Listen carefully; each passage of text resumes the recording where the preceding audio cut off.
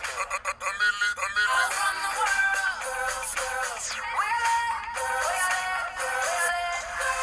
important for you to understand that your experience facing and overcoming adversity is actually one of your biggest advantages.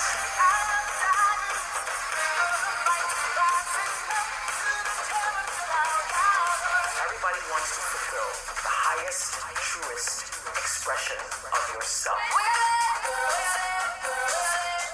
Shift and Uplift with Jacque. Hey. Welcome back to another episode of the Shift and Uplift podcast.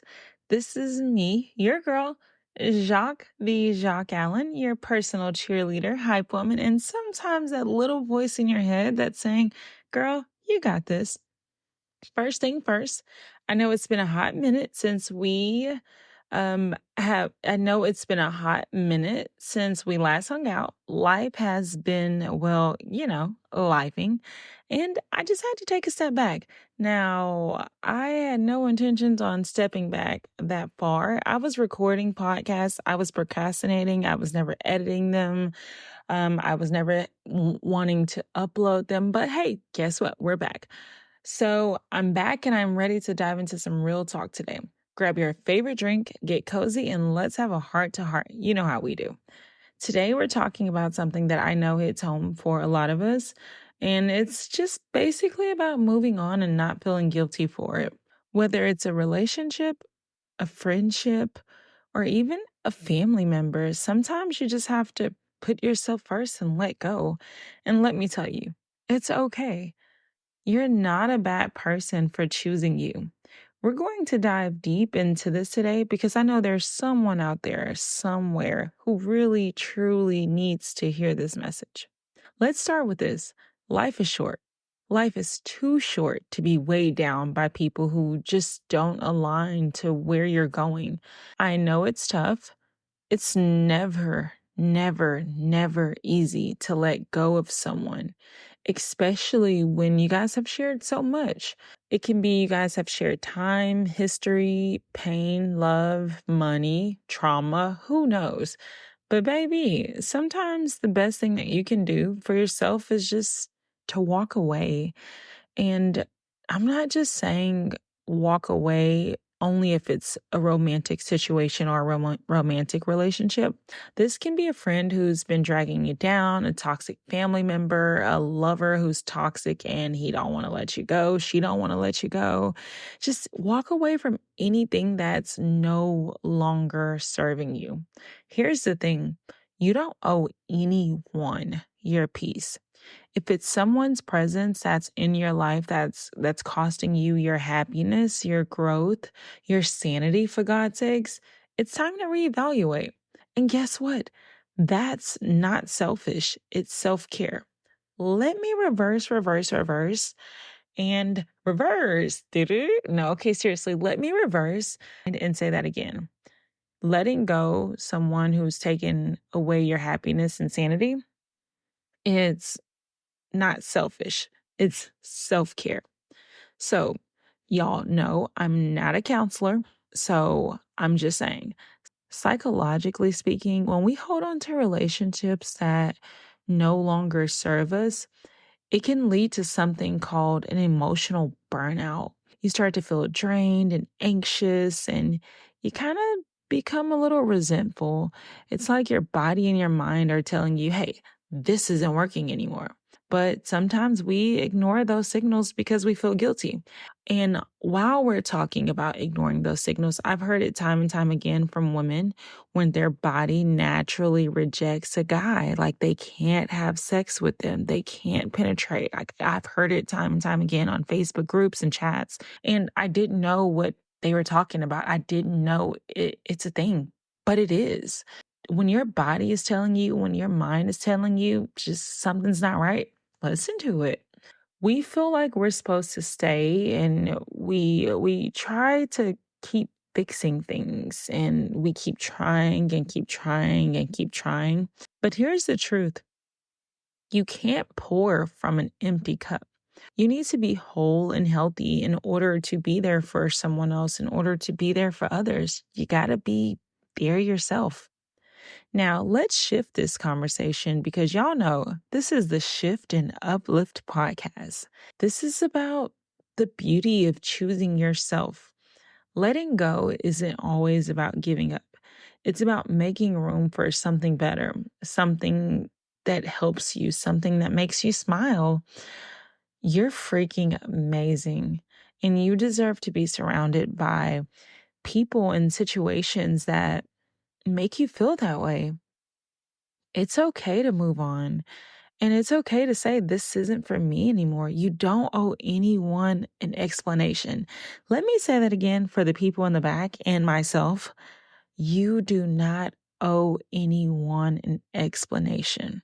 It's okay to move on without feeling guilty about doing so. You are so much stronger than you give yourself credit for. You are strong enough to keep pushing and to keep going and just to keep growing. Every time you let go of something that's not for you, you're making space for the thing that is. You're really stepping into your superpower when you do that. And don't let anyone make you feel bad about outgrowing whatever it is. The people who are genuinely meant to be in your life, they're going to celebrate your growth, not hold you back. I've been there.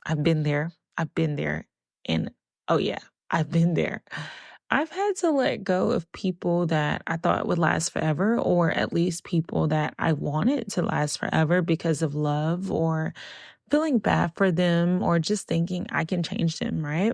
And I've had to walk away from jobs that no longer aligned with my purpose or who I wanted to become, who I needed to become. And heck yeah, it was hard. It hurted. But on the other side of that pain was freedom. And it was just freedom for myself, for me to be myself, to grow and to just attract the right people and the right opportunities into my life. And let me tell you, every single time I've chosen to put myself first, it's paid off. How do you know when it's time to move on? Here are a few signs that I would say that would give you an idea when things are just not right and the situation is done with. Number one is when your gut is telling you to. If you have a persistent feeling that something just isn't right, you need to listen to it. Your intuition is really powerful and it's spot on. I've heard time and time again, girls said that they were dreaming about their person cheating, and they were, right? Number two, when you stop being your best self, when you stop vibrating at your highest frequency, if you find yourself acting out, being more negative, or just not feeling like the normal you, it's a sign that you're dealing with a situation that's just not bringing out the best in you. Number three, when you're shrinking, if you feel like you have to dim your light for others to fit in, that's a red flag. You should never have to shrink to make someone else feel comfortable. You should never have to lower yourself to make someone else feel big. You should never have to feel that you have to hold back to make things work because someone else don't have it going on. If they can't appreciate your awesomeness and your courage and your strength and your beauty and your power and who you are, then they just aren't for you. Number four is if you feel drained. If a relationship or a situationship is leaving you feeling more drained than it is fulfilled, it's time for you to reassess. Number five, if you're constantly justifying it. Whew, we know someone or we are that someone who are filled with excuses for that person. If you're always feeling like you're making excuses why you're staying, then that's another sign that you probably should go.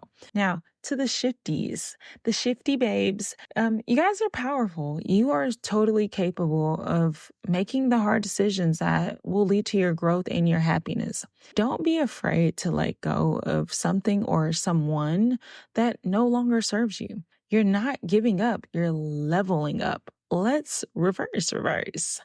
You are not giving up, you're leveling up. And on those days when it feels tough, when you're doubting yourself, just remember you are enough just the way you are. You're strong, you're worthy, and you're freaking amazing. Life is all about shifts and uplifts.